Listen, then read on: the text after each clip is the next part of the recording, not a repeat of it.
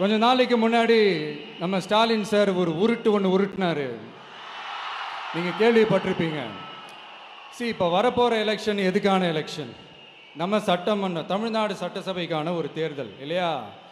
இதே தமிழ்நாட்டுக்கும் டெல்லிக்குமான ஒரு எலெக்ஷன் அப்படின்னு சொல்கிறாங்க. இன்னும் கொஞ்சம் மேலே போய் தமிழ்நாட்டுக்கும் என்டிஏவுக்குமான ஒரு எலெக்ஷன் அப்படின்னு சொல்கிறாங்க. என்ன சார், டெல்லியில் ஏதாவது நிற்க போகிறீங்களா? அப்புறம் ஏன் தமிழ்நாட்டுக்கும் டெல்லிக்குமான ஒரு எலெக்ஷன் சொல்கிறீங்க? அப்புறம் இது ஏதாவது பார்லிமெண்ட் எலெக்ஷனா? பிரதமர் பதவிக்கு ஏதாவது போட்டி போடுறீங்களா?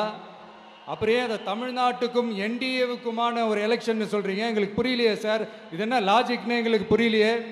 எந்த எலெக்ஷனை எப்படி டீல் பண்ணணும், எப்படி ஹேண்டில் பண்ணணுன்றது நம்ம தமிழ்நாட்டு மக்களுக்கு தெளிவாக தெரியும்.